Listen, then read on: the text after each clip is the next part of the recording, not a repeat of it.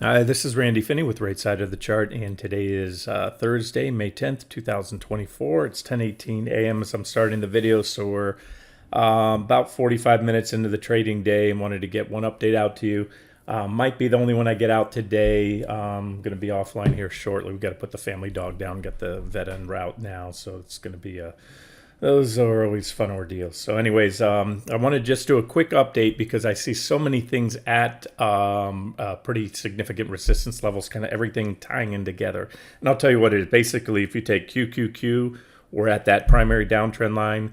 I showed you a symmetrical triangle pattern on EUR-USD, the Euro-US dollar pair, and that certainly impacts where the market goes. There's a correlation there.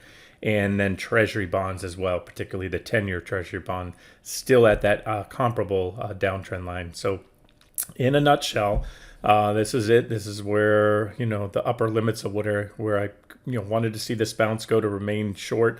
Anything above that, my trading plan was to either hard stop out or scale out, which I'll still do. Today I might, if something big happens, I get back in front of the computer, I'm going to have, and again, I don't have a very large position at this point. I'm still waiting for a break back below 433 on QQQ. So my trading plan has not changed at all. But there we are. We're right on the downtrend line right now.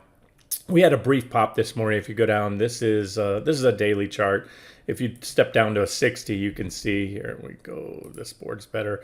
You can see we just ever so slightly popped it, but again, that was on the opening candle. Typically, if you're trading, or me, if I'm trading any time frame, it's that candlestick close on that time frame. So the first candle of the day on a 60-minute chart is a 30-minute candle. So there's 6.5 hours in the trading day. So your first full hourly candle is always going to be the one printed at 11 a.m. So that's from 10 to 11. And so we'll see if that's a whipsaw or not. But what I can tell you is what we didn't have before when we came up here. We had some forming, but there was no divergence when we tested. It got taken out. I was highlighting some divergence. So you can see now we have, for the first time in a while, divergence here on both QQQ and NQ. We're ever so slightly above it, and if you look at it this way, you've got a nice little wedge here, because that the top line on a wedge, when I draw wedges, usually it's the divergence line more so than a trend line. You don't have to have multiple reactions, just two, basically higher high or equal highs, with the indicator making lower highs. So that's it. So that's what it gives us here. I can say this, that, again, they're pushing the upper limits, right around that trend line.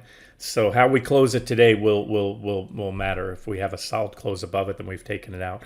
At this point in time, being that we already popped it intra-period, remember, in that first 30-minute candle that you get on an hourly chart, the first half-hour trading, you always have the opening order imbalances. That's most traders will wait till at least half hour, an hour after the trading day, because a lot of opening drops or pops are often reversed. And so that's where we're at. So we'll see how we close. Again, if you're trading on a daily time frame, which is this trade was based off of, if we're talking about this trade here with these multiple targets, again, we had several short entries here, including and not limited that last one there at the previous Fed meeting, the one before the last, swung it down to T2. Reverse there, and so that's on a daily chart. And so from a daily perspective, we're right on that trend line again after 1, 2, 3, and this is the fourth day testing it. So like I said, if they run up, pop it again, there's a good chance they're going to take it and print a close above there. And again, at the very least, I maintain what I've been saying is no go. And again, I'm talking if you have short positions, don't keep scaling in. If anything, you start scaling out above this level. You could have shorted there if you didn't have anything recently, but my preference again was to kind of wait for a move back below 433 to add to any existing swing short positions. So that's where we're at. And again, it's not just the Qs at resistance. You've got ZN, the 10-year Treasury bond. Remember, ZB was at least my and maybe your hedge through most of the rally off T2. Again, that was a rally to game at least part of the bounce for me, and get out of the shorts and turn around to profit on that. And then started, this is the bonds, but it almost looks identical because remember, they moved together. So it was, you had the rally bonds rallied, and because bonds were rallying, meaning yields were falling, the stock market rallied, and it was not random coincidence. It was when they hit, we had positive divergence on treasuries, we had positive divergence on the stock market. We hit T2, we bounced, and then we came full circle recently, and that's right where I posted shorting.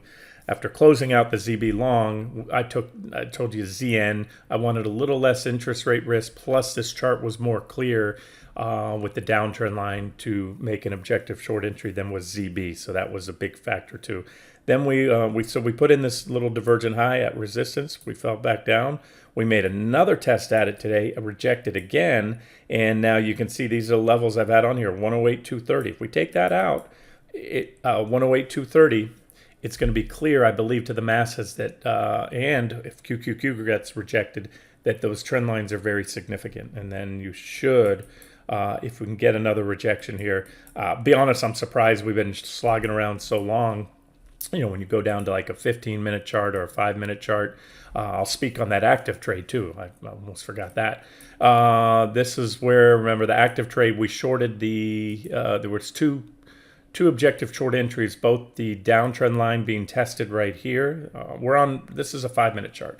It was that downtrend line on the daily in 60, and then a break of the wedge there, particularly when SPY broke down too. SPY broke its wedge there. So that was our breakdown in QQQ. From that point into today's highs, which so far have been faded, it was only about a 0.5% move right there, and down to T2 is about almost a 2% drop if hit. So still well within any reasonable stop if you're targeting to, even just as an active trader. And again, this is just active trader stuff. The big daily chart has these longer term targets. I'm still favoring that T4 down here.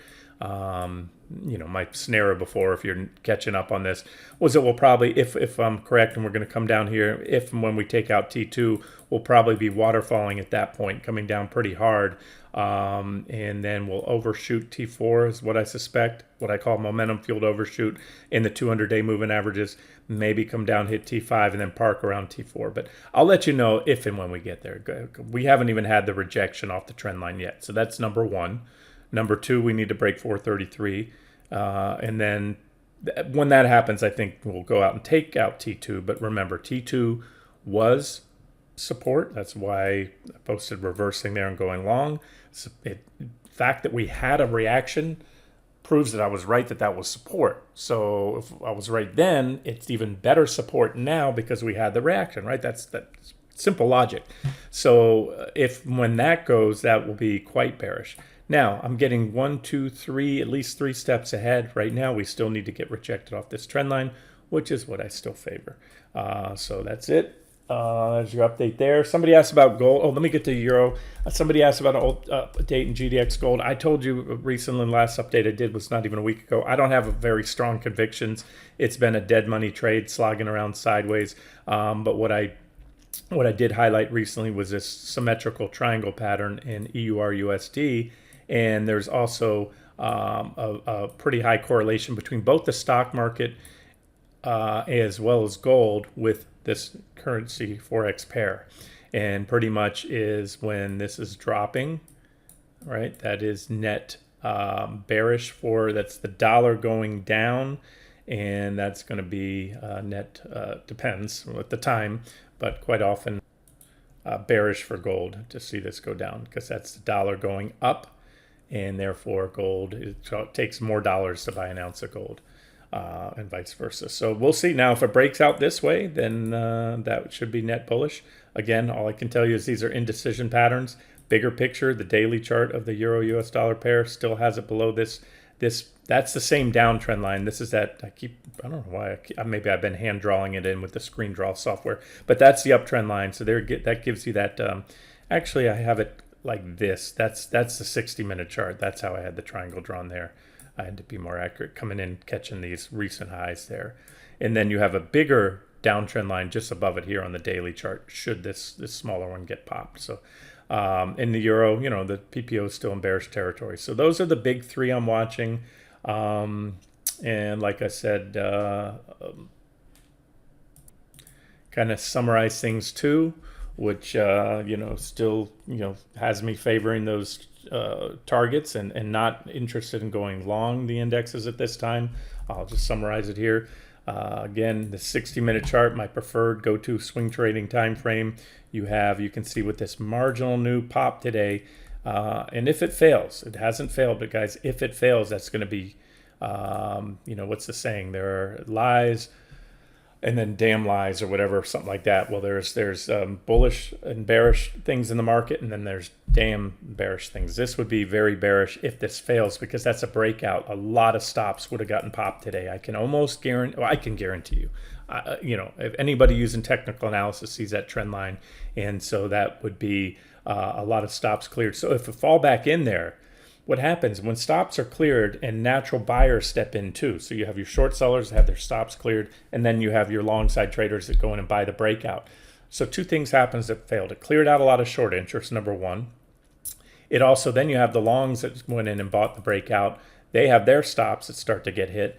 And being that you cleared out short interest, leads the way for a bigger drop, because short sellers, as I always say, are the only natural and guaranteed buyers the only guaranteed buyers in the stock market. You can be foaming at the mouth bullish, saying you're going to buy the Qs, you're going to buy every dip, you're going to keep buying, but at some point, A, you may run out of money because you bought your last share, your last dollar has been deployed, or B, in rhetoric, you were bullish, but maybe you changed your mind. Something came up. So I'm speaking kind of generically, metaphorically among all. That's how the markets work. When everyone gets bullish, after a while, there's no one left to buy. And then, again, you can say you're bullish, but then decide to change your mind. Whereas when you're a short seller, you have no option.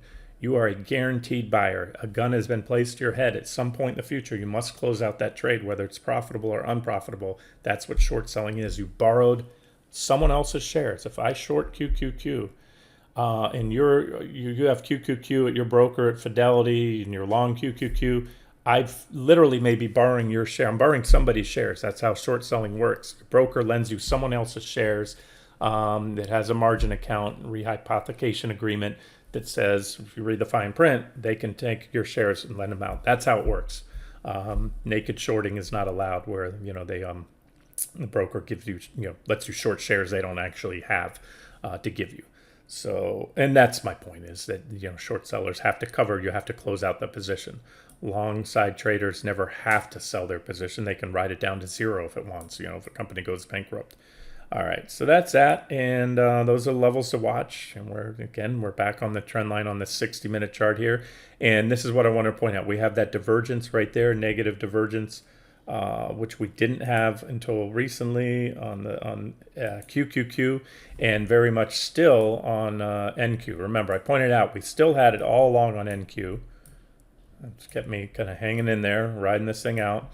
And again, but going long here, don't get me wrong, up to that point, then starting to scale back into shorts and start a short position that I'm waiting. This is the big level here. So a couple things to look for, guys, if I don't follow up today. If a failure back below the trend line, a clear failure, especially a daily close, daily charts are the biggest to watch, really.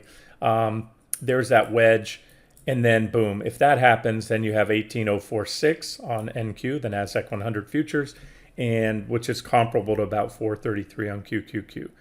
Anything much above here, if they can take out, and at this point, we've already had the intraday reversal. So if you don't know my thoughts, if they can power that through and go and pop today's highs, and they still may. They're maybe just, if you look at it this way, from the glass half full perspective, it's a breakout and coming in for a back test. I need to tweak this trend line right there.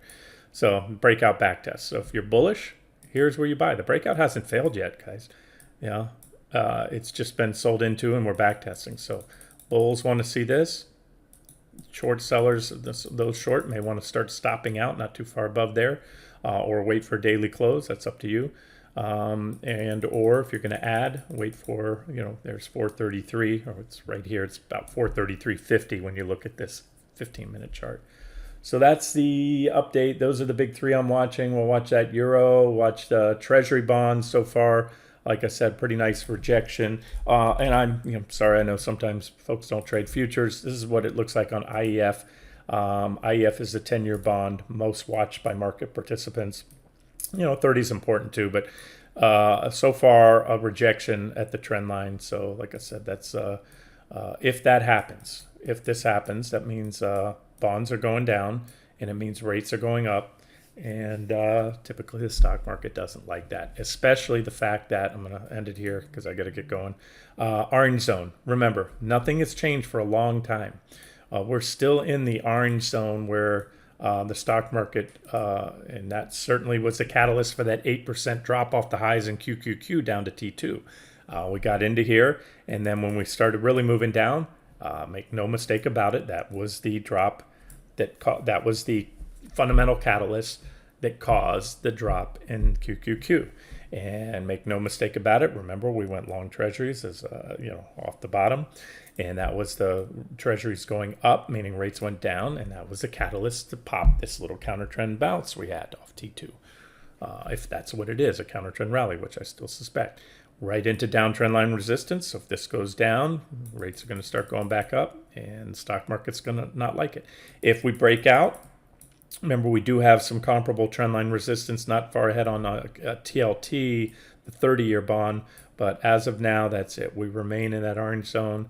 If we get in the red zone, we'll be down. I can all but guarantee you that if we get into my red zone, we'll be down, or shortly after, if we're not already there, QQQ will be hitting T4, those swing targets, maybe T5 on the daily chart. And I also can tell you this is going to be net bullish unless it's in a flight to safety bid. If we get back in the yellow, especially back up into the green zone there. And so that's it. All right, I'm going to wrap it up here. This has been Randy Finney with Right Side of the Chart. Have a great day.